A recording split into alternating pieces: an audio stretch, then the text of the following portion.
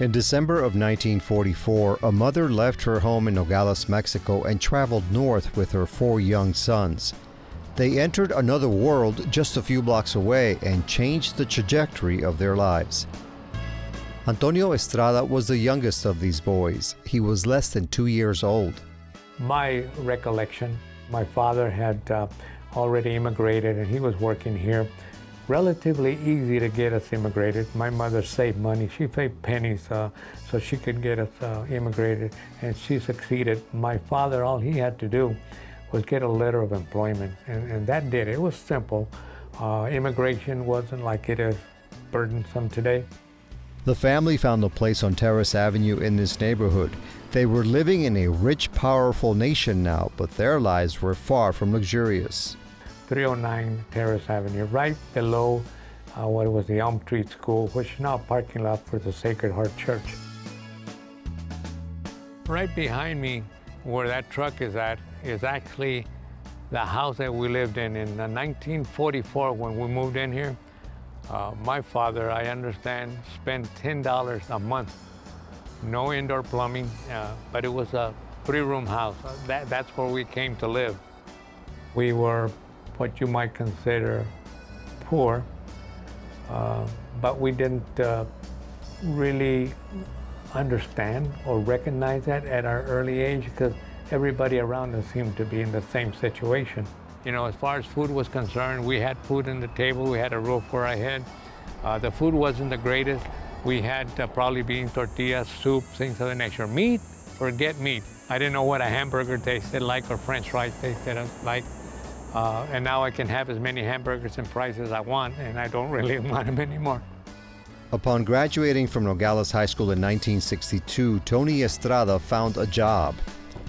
He married his sweetheart in 1966, and the couple moved to a much larger community in California. It's amazing. We went up there in a '54 Chevrolet.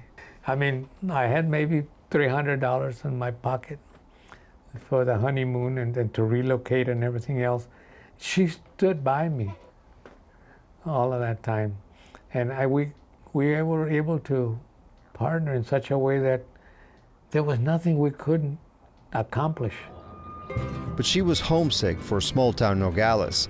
She missed its familiar, friendly faces who spoke Spanish, and she wanted to return to Arizona. As luck would have it, Nogales had a job opening. I heard about the job for a police officer, and I said to myself, a police officer, I weighed 130 pounds. I said, they're gonna kill me. Estrada retired 25 years later and eventually thought about running for the Santa Cruz County Board of Supervisors. However, while meeting with friends at the Americana Hotel, someone recommended he run for sheriff instead. Put your law enforcement experience to work, they said.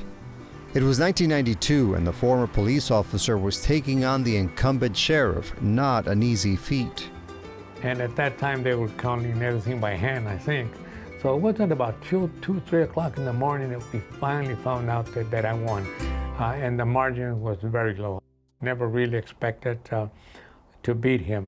And I was sworn in on January 1st of 1993. Working in law enforcement, he says, has been a thrilling adventure, the most important part of his life after family. I've been blessed and honored to have held this position for so long. Met interesting people in government. I met people that are running for president, governors, senators,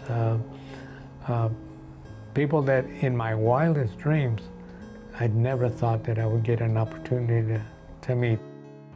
But Tony Estrada, Sheriff Estrada, who has garnered countless awards, international interviews, and other accolades, has not forgotten his early struggles.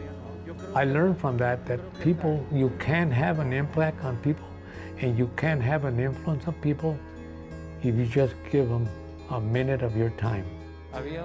I know it makes him feel good because I know when I was growing up, if somebody that was prominent or well-known in the community would say hi to me, it was, oh my God, why am I being recognized, you know?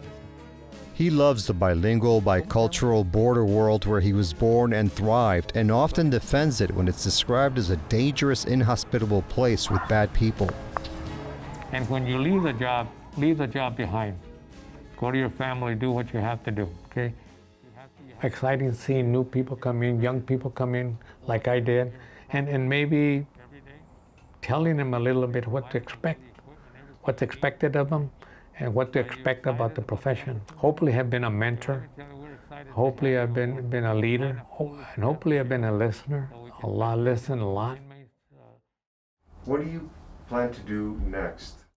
You know, that's a good question. I'm 77 years old. I really don't have to do anything anymore. All I have to do is wake up in the morning. I want to be remembered as a good sheriff. Somebody that never forgot his roots, where I came from, and that I was grateful for where I am and the opportunity that came, and that I didn't take him for granted. I didn't assume at any time, you know what, I deserve this. I deserve to be sheriff, because I am special. No, I am grateful that I was given that. Very, very grateful, very, very lucky.